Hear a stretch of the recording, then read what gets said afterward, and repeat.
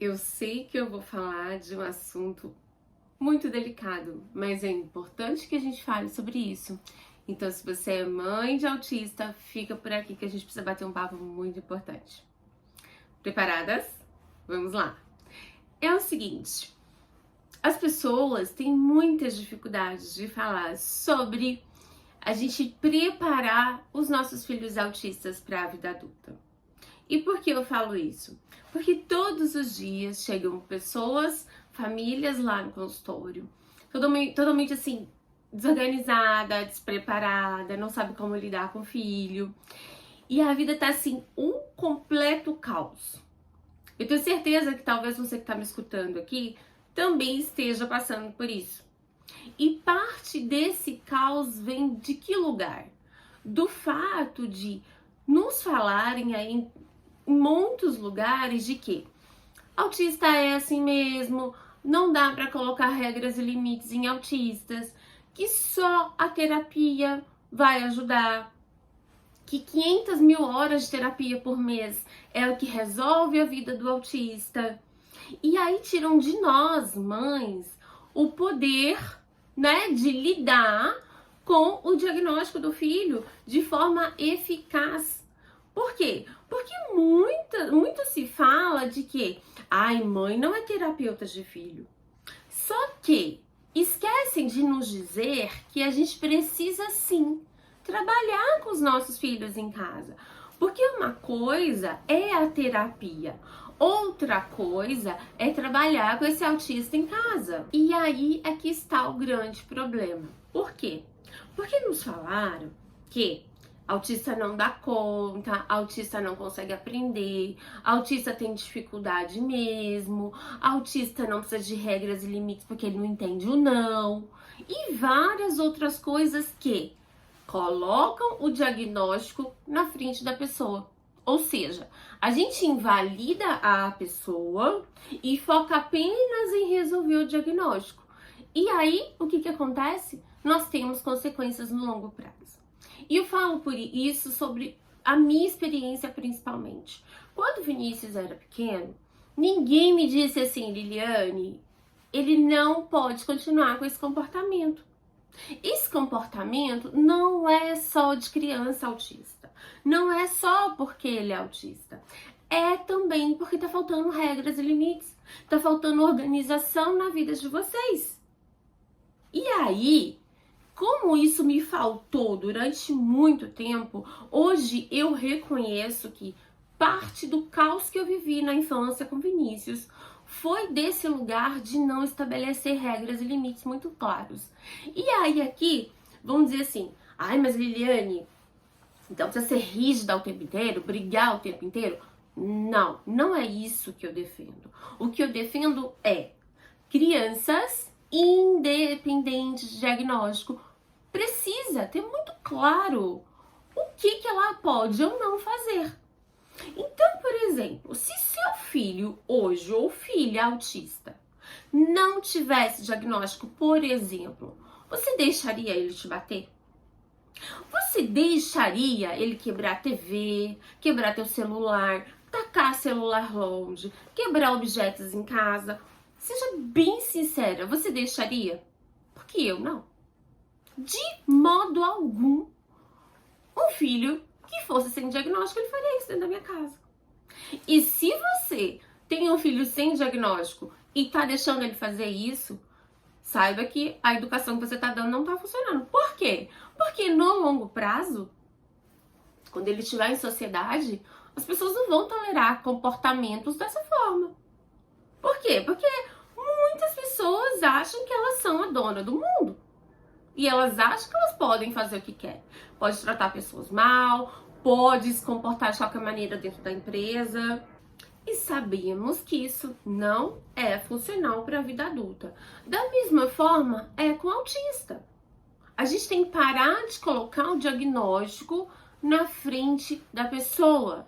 A gente não respeita a individualidade, a gente acha que tudo é crise, a gente não observa a pessoa, só o diagnóstico. E sim, eu vou bater muito nessa tecla nesse perfil, porque esse foi o maior dos problemas que eu enfrentei. Diagnóstico de autista dá trabalho? Eu acho sim que a vida de mãe de autista é exaustiva. Acho sim. Passo por isso todos os dias e tem dias que o Vinícius me cansa profundamente porque ele inventa milhões de coisas e eu preciso dar conta disso. Mas isso não invalida a necessidade de eu dar direcionamento para a vida dele todos os dias. Então, por exemplo, quando ele estava indo para a escola, tinha dias que ele falava, eu não quero ir. E pegava birra, porque era birra, ele ainda faz umas birras comigo. Falei, meu filho, não tem escolha. Ir para a escola não é negociável. Você vai para a escola todos os dias. Porque eu vou trabalhar todos os dias. E não tenho escolha de não ir trabalhar. E aí ele ia e ficava tudo bem. Mas, ou seja, tinha uma clareza do que eu dizia a ele. Então você me diga, mas Liliane, o Vinícius é diferente. Não, o Vinícius não é diferente. O Vinícius foi diagnosticado com nível 3 de suporte. Vinícius não falava até os 6 anos. Só que, quando eu tive a clareza de que se eu não ajudasse meu filho, ele não ia sair do lugar e não dependia só das terapias, porque durante muito tempo eu tive a ilusão de que, se ele fizer muitas horas de terapia, ele vai falar, que era o que eu mais queria que ele falasse. E é claro que a terapia ajudou, obviamente, mas parte dessa ajuda de fazer com que o Vinícius evoluísse partiu também de mim. Então, todos os dias eu sentava com ele, eu ensinava a desenhar, que é muito importante para aprender a ler e escrever, principalmente para o processo de escrita. Ensinava alfabeto, números, tudo que essa base da educação infantil e os inícios do ensino fundamental eu ensinava para ele, mesmo em uma época em que eu não tinha faculdade. Por quê? Porque eu achava e eu entendia que ele não poderia ficar quem, apesar de escolas não aceitarem ele lá, entendeu? Então, assim, tudo que eu fiz, tudo que eu podia fazer, eu fiz pra ele e eu ainda faço. Pra quem me acompanha sabe que agora a gente tá num outro processo de achar locais que cuidem de autistas adultos, mas não esse cuidar infantilizado, porque eu não concordo que infantilizem autistas. Eu acho, sim, que a gente precisa respeitar de acordo com a idade cronológica, mas também trabalhar a idade cognitiva. Porque, assim, por exemplo, o Vinícius tem 23, mas se olhar bem no detalhinho, a gente vê que ele não tem 23 no aspecto cognitivo. Ainda falta alguns aspectos de estimulação, que a gente vem trabalhando, obviamente. Mas neste momento, ele próprio decidiu que ele quer tirar carteira de trabalho, ele próprio começa a sentir a necessidade de andar sozinho, ele próprio tem outras vontades. Tudo por quê? Porque ele sempre foi estimulado a escolher, a entender regras e limites, que ele não pode fazer certas coisas em certos lugares, que ele precisa, sim, estudar, aprender coisas novas. E ele sempre foi estimulado a isso. Mesmo na dificuldade, para quem é daqui de São Paulo vai saber, eu levava ele na 25 de março quando eu precisava, eu levava no Brás quando eu precisava, eu ia para shows quando eu queria ir em shows e levava ele junto. Por exemplo, aqui em São Paulo tem bastante shows no Parque Ibirapuera e eu ia bastante com ele, eu ia no Parque Ibirapuera, eu ia ao cinema, eu ia em muitos lugares. Mesmo ele tendo algumas dificuldades para lidar com esses espaços. Por quê? Porque é importante para o desenvolvimento dele. Ele precisa saber que existem coisas acontecendo além do espaço da casa dele. Por mais que ele se sinta confortável com isso, e todos nós nos sentimos mais confortáveis em casa, mas os desafios da vida são importantes. E aí, como eu falei anteriormente, a gente precisa preparar os nossos filhos autistas para a vida, independente do nível de diagnóstico que ele tenha. E aí, para esse aspecto, eu criei o PDA. Por que eu criei o PDA? Porque o PDA começa lá desse início de que nos falam que a gente não precisa ajudar nossos filhos, nos falam que só a terapia resolve, nos falam que mãe não é terapeuta de filho. E se não fosse o meu movimento interno de decidir que eu não ia aceitar essa condição que a sociedade me impunha, não aceitar o que a sociedade diz a respeito do Vinícius, é que fez a mudança na minha vida. E hoje eu colho os resultados dessa mudança. Por quê? Porque hoje eu consigo sair com o Vinícius. Hoje eu posso ir a praticamente todos os lugares que eu tenho vontade de ir. Que o Vinícius não é um empecilho. O Vinícius não vai chegar lá e dar um escândalo. O Vinícius não vai chegar lá e ficar gritando. O Vinícius não vai chegar lá e vai se jogar no chão. O Vinícius não vai me bater. Não vai. E aqui, gente, eu não concordo. Vou deixar muito claro pra vocês. Eu não concordo e eu não aceito que um filho bata em pai e mãe. Você pode pensar diferente de mim. Por isso que eu falei, esse é um assunto espinhoso que ninguém quer lidar. E eu já tive famílias no consultório que disseram assim, ai, a fono não quis mais atender o meu filho porque ele bate nela. Gente, é óbvio. As pessoas não vão querer atender uma criança, um adolescente que bate. A gente não sai da nossa casa para apanhar de paciente. Um professor não sai da casa dele para ficar apanhando de aluno. A pessoa estudou, a pessoa se dedicou, a pessoa faz um planejamento específico para o seu filho, aí chega lá, seu filho dá um soco na cara da pessoa. Não tem cabimento. E há pessoas que ainda dizem, é porque ele não gosta da terapeuta. Não, gente, isso é comportamento aprendido.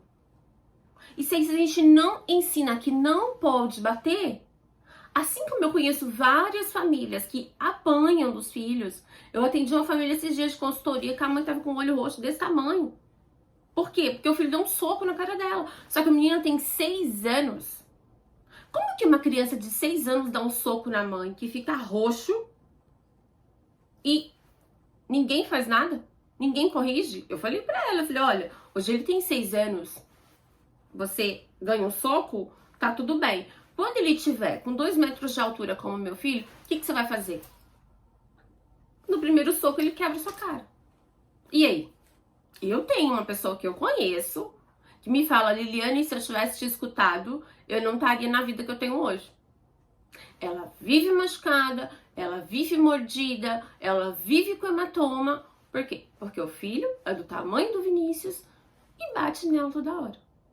E agora ele bate mais ainda porque o pai faleceu, ninguém levou ele no velório do pai porque acharam que ia piorar a situação dele e agora ele não entende porque o pai sumiu. Então, ele já batia antes na mãe, no pai, e agora ele bate muito mais. Então veja como é grave quando a gente não estrutura a vida dessa pessoa desde o início. E eu sei, novamente eu repito, é extremamente cansativo. Eu tive dias terríveis com o Vinícius. Terríveis, que eu pensava, meu Deus, eu não vou dar conta. Eu não vou vencer essa batalha. Mas eu estou aqui. Eu estou aqui para te dizer que mesmo no sofrimento, a gente é capaz sim de ajudar nossos filhos. A gente é capaz sim de vencer essas batalhas. Tem que pagar um preço? Tem que pagar um preço. E ele é muito doloroso, porque às vezes você não vai conseguir apoio do pai, apoio da família. A família vai te criticar, a família vai dizer que você é exagerada, que ele é só uma criança. O pai vai contra o seu modo de corrigir. Então, assim, eu sei, porque eu passei por isso. Eu passei, inclusive, por pessoas que diziam assim que iam me denunciar, porque eu era muito rígida com o Vinícius. Mas veja, sabe o que essa pessoa fez pra ajudar? Nada. Muito pelo contrário, essa pessoa deixou 2 vezes o portão aberto do local que a gente morava e o Vinícius fugiu de casa. Eu paguei um preço altíssimo pelo comportamento dessa pessoa que insinuava que ia me denunciar. Então veja, para ajudar não aparece ninguém, mas para atrapalhar tem um monte. E por isso eu te digo, tome as rédeas da sua vida agora. Tome as rédeas da vida do seu filho agora. Não crie o seu filho para ser infantilizado. Não crie seu filho pensando que ele não vai crescer. Não crie seu filho pensando que só as terapias vai resolver. Porque não vai.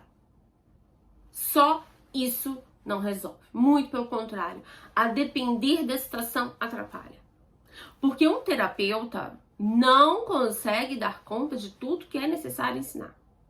Talvez muitas de vocês dependem só das horas do convênio.